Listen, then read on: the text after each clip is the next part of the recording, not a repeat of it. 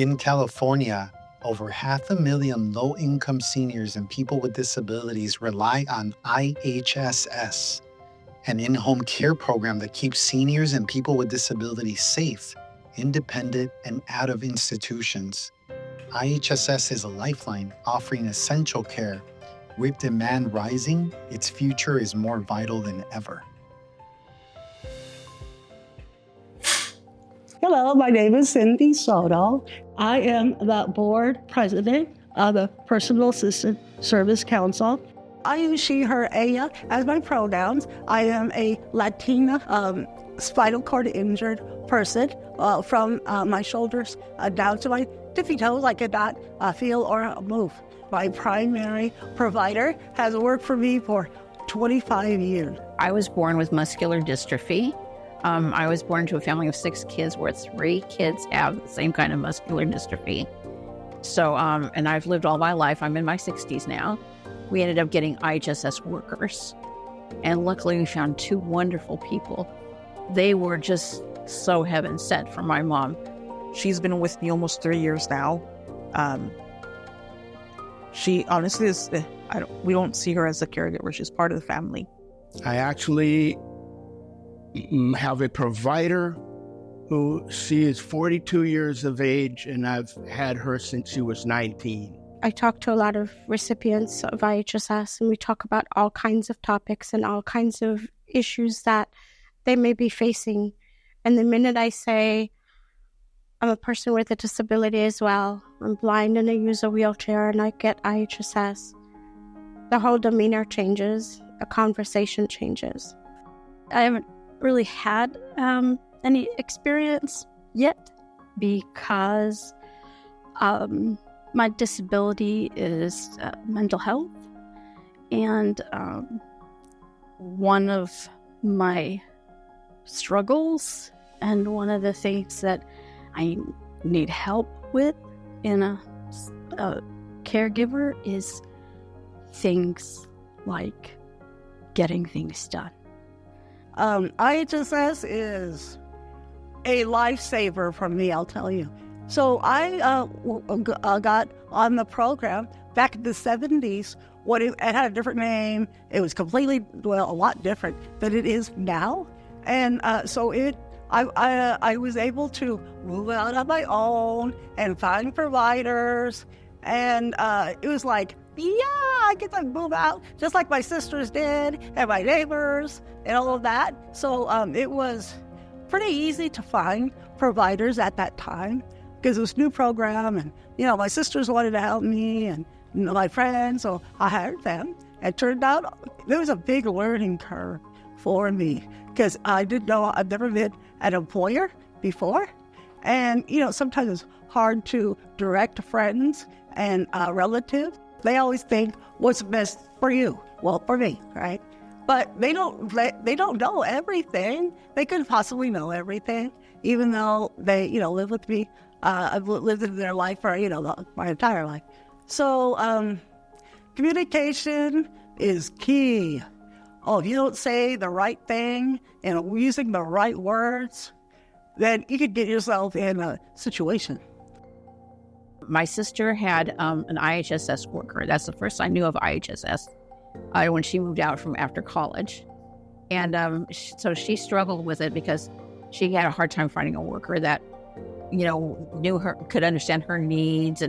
And so finally she asked my mom if she would like to work for her. And my mom at that time had just had cancer and lost her job. And so this was perfect for her. So she became my sister's IHSS worker. And this went on for years that she was an IHSS worker. There was a long period where I had no idea this existed. My family was struggling financially as well. Both of my parents owned a business and they both worked together, and it came to the point where they needed to start caring for me 24/7.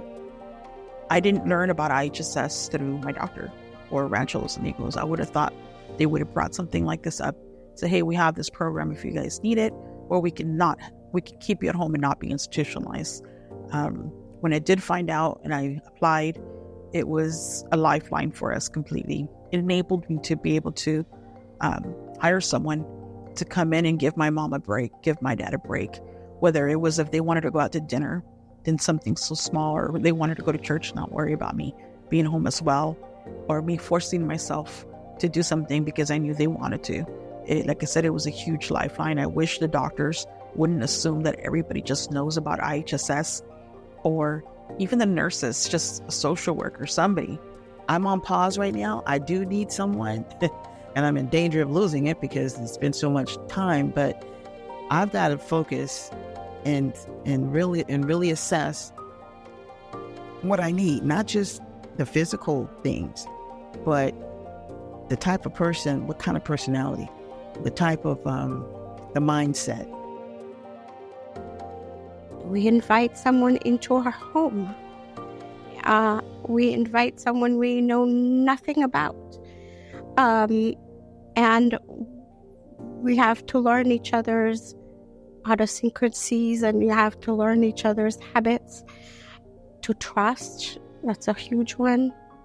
Got to try to remember to keep a good attitude with your provider. Because if you get all cranky on them, who wants to help someone that's cranky, right? So, try to be measured, be respectful. Don't be yelling and screaming and all that. Just communicate in a, in a respectful way. They need to respect your boundaries and what your needs are, and also we need to respect them too. Without our providers, we would be I'd be in a nursing home. I'd be dead already. Let me tell you, it is a life-saving for me all these years. I think people just need reassurance sometimes that, it's not always going to be perfect. It gets better in time, and you have to put into it your whole being. I mean, it's something you have to contribute and to work through, really. I would just say, everything takes a risk. Just one step at a time. Nobody says you have to be best friends right away. Everything takes its own time, and find your rhythm. And like I said, if it doesn't work out, it doesn't work out. Don't feel like you failed them or they failed you. It just didn't work out. Any advice? Be kind. Treat them the way you want to be treated. And that doesn't work all the time, but it works a heck of a lot of time. It's such a special relationship a lot of people have with their workers. I meet so many really wonderful workers, and it's just really, I hope that we keep investing in this program. I hope we keep drawing more talent into it as well, because people are needed, and I know it's rewarding to our workers to feel needed and not just be working at McDonald's or In-N-Out Burger or something. This is a rewarding field to get into. And for the people that need them, I know so many people that can't find a worker right now. So this is really, really important that people that are thinking about this take that leap and find out about how they can become an IHSS worker. Well, for one thing, IHSS is incredibly important. The idea of people being able to stay in their home, in the environment that they know, in the environment that they have connections to, even if it's the cashier at the corner store or the person that walks their dog and says hello, that connection to the community is what keeps people going. It's what keeps you motivated to live. It's what gives you independence. Would you rather see everybody be institutionalized, or would you rather them see in the community? Because I'm sure every single person at least knows one person with a disability. And for something so simple as I can't get into my chair without help, then it's like, all right, you can go to a nursing home or we can keep you at home. And I tell them, put yourself in that situation. If it was yourself, your family member, your most loved person was in that situation, would you push to be institutionalized? No, you would love this program because they're able then to cater to their day-to-day. They're able to keep their integrity and dignity and be home. My motivation is that I had a life change about 20 plus years ago. It helps me to help other people. It helps me to feel better about who I am and about being alive at all. If this is the last chapter of my life, I'm trying to write it a little more the way that I would wish to be known. And so I'm motivated by that. I see my brothers and sisters in the disability community, they are not able to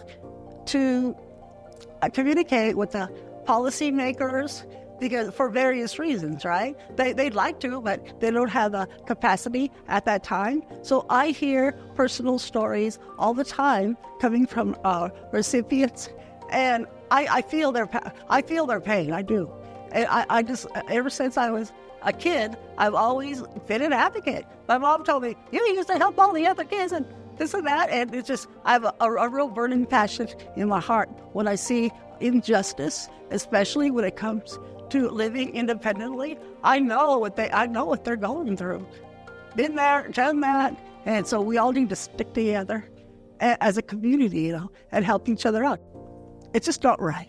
What some policymakers, they don't understand us. They just want to throw us in an institution and be done with it. Well, that's not what we're going to do. Fight. Lead on, everybody.